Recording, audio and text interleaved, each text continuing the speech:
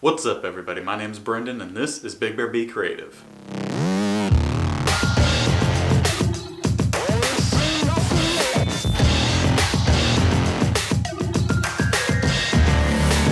In today's video I want to talk a little bit about lighting and specifically how you could use it for portrait photography. Now when you are doing portrait photography, there are three different types of light, not really types of light, but ways you could set your light up that really help impact your shot. And that's going to be front light, side light, and back light. Now I'll give you a few moments here, you could either pause the video or I'll just count to 3 or something, for you to go down the comment section and choose which 2 out of the 3 I'm using right now. 1, 2, 3. Okay, either I hope you paused it or you could type really fast, but basically when I do my video shoots here and all that, because photography and videography, they actually have a lot of things in common. And that's a whole other kind of thing, I could do a whole video on that. But when I'm setting these up, I'm using side light and back light.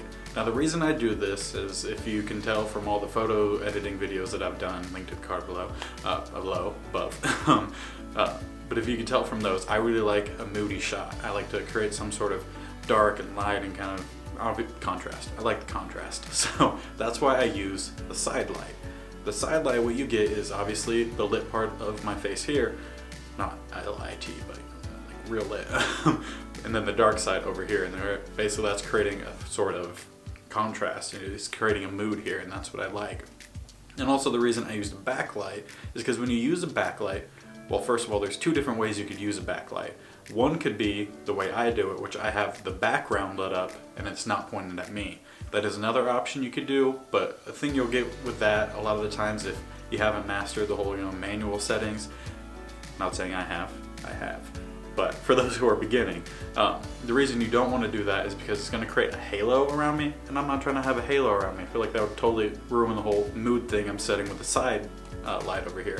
So yeah, so I point it at the back, and basically the reason I do that is because I'm going to light up the back, which again, it's going to reflect some light towards me, so it is going to help create a separation between me and the background, which is what I'm going for here. When you light up yourself, or whatever your subject is, from behind, it's just, like I said, it's going to give you that halo, which could be a really nice effect if that's what you're going for. It's not what I'm going for, but if that's something you're interested in, please try it. Let me know down in the comment section below too how that turned out, or you could tag me on any of the social medias on your shots. But so far I haven't mentioned anything about front lighting. Now the reason I don't use front lighting is because it typically creates a very blank portrait, basically. It's going to light up everything, which is nice because you're not going to lose any of the detail. But it doesn't create that whole depth that I use for the background, or that shadow kind of contrast thing, that mood, that I'm going with my face here. So that's why I don't use front lighting, but you definitely can if that's the kind of style you're going for. Specifically if you're going for a tighter up shot, like if you like taking photos of people's eyes or whatever, front lighting is great for that. Just also worry about where you're placing it too, because then you'll get the reflection in their eyes unless you edit that out, but that's a whole other thing. But yeah, that's something you can do with front light. Or if you have 3 lights that you want to use, you could have 2 side lights, which will basically act as a front light. Then you have that one behind you to either separate or give that halo effect. But those are 3 different places or ways that you could use lighting to place around your subject and light them up to create whatever kind of mood you're looking for. But having said that, there are still 2 different ways that you could use each one of those lighting, and that's using either a hard or a soft light. And really the difference between the 2 is a hard light is you're not using anything to diffuse that light, reflect it, manipulate it in any sort of way. It's just that light on your face or whatever your subject is. The other way is the soft light, which is using some way to diffuse it, reflect it, manipulate it, whatever, so that it's not as hard or harsh on your subject. Once again, I'll give you a couple seconds here or pause the video to choose or decide what I am using. There might be 2, there might just be 1. Again, 1, 2, 3. Okay, I hope you either pause or again type really fast. Basically, I use both methods. So on this side light that I use on the front of me, I am using a diffuser. It's a white pillowcase, but it works. It's going to diffuse that hard light and give it a more soft light. And my backlight, I don't use anything. It's hard light. That's because I don't want to diminish any of the power of that light that separates me from my background. If that's something you want to do, not to have as much of an effect, then you can use a diffuser on that to separate. Or you could use a little bit more of a reflector to try to have a little combination of the two different ways you could use that backlight. Reflect some light more back onto your subject, so that way you're going to get a little bit of halo, but you're also going to light up the background. That's something you could do. Again, really when it comes to photography and lighting, you really just have to play around with a bunch of things and just find what you like and what gives you that certain style, that style that you're looking for in your photograph. So another thing that's different between the hard and soft light here is that it manipulates the gradient that you get between the highlights and the shadows. So when I'm using my soft light or my diffused light on this side here to light up my face, that diffuseness is going to lessen the amount of highlight versus shadow. So we're going to have a more of a gradient here, as you can see in my face, versus if it was a hard light, where it would be more of a hard line between where the light is hitting me and where it's not. And that's why I use the soft light up here to create a little bit of that gradient. Again, it's a little bit moodier. And I said, background, I don't do that because again, I want that more power. It's not really going to change any gradient back there. But really when it comes to lighting and photography, specifically for portraits, that's what you want to look for. Kind of decide where you want to place your light, if you want it hard or soft. All of that is going to impact your shot. I don't know why it took me so hard to say that, but so hard to say. Wow, I'm really stumbling here. Don't know why it took me so long to say that.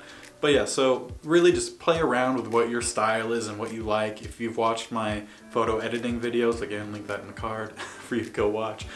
You can see I like the moody kind of vibe. So that's again why I have the distance between me and the background, the soft side light, so it's gonna separate me, but also give that a little bit of the darkness and the gradient. It's just what I like. But if that's not your thing, by all means, that's not your thing. Try out different ways that you can manipulate light and how many lights you like. For me, I like just the 2 lights. I know some people, they prefer the 3 method where you have 2 in front, 1 in the back. But really, photography is just an art form. So you just have to mess around and learn by doing different things of what you like. And then once you understand how the light works with where you place it, you could start with kind of popular, putting something in front of the light so it casts a shadow. I can't really use my hand, it's just gonna block all the light. But I'm sure you've seen them all over Instagram, with the grates and all that kind of stuff. So yeah, once you learn where to place the lighting and all that, then you could go into the next steps of learning how to manipulate that light to get the kind of look you're looking for. So I hope you learned something with all this and my rambling on about lighting and all that kind of stuff. If there's any other questions you have about lighting and specifically to portraits, or if you want to know a little bit about product or landscape or any other kind of photography and how to use light for it, please let me know down in the comment section below. And also while you're down there, if you like this video, go ahead and give it a like. It really goes a long way in promoting me and this video to other people who will enjoy it as well as telling me that you're enjoying what the information is that I'm giving you. Again, stumbling on my words here, but whatever, it's fine. The video is getting to a close, but before we do that, a couple more things. Subscribe. If you do like these videos, you're going to learn more, and it's going to tell me that we're creating some sort of community here, and that we're all going to help each other learn, and I help you learn, and maybe you have some advice for me too on learning how to not stumble through these videos. Whatever happens, happens. But also, merch. That's right, I do have it. Go ahead and check it out at my merch page.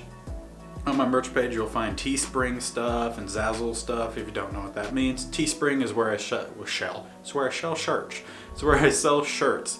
Basically, if you haven't seen my graphic design videos, again, I'll link that in the card. Like I said, I do graphic design videos. Are all time lapses of me creating, for the most part, landscape-based, nature-based designs where I put them on t-shirts, hoodies, tank tops, long sleeves. It's all on there, many different colors, many different landscape style biomes, whatever you want to call.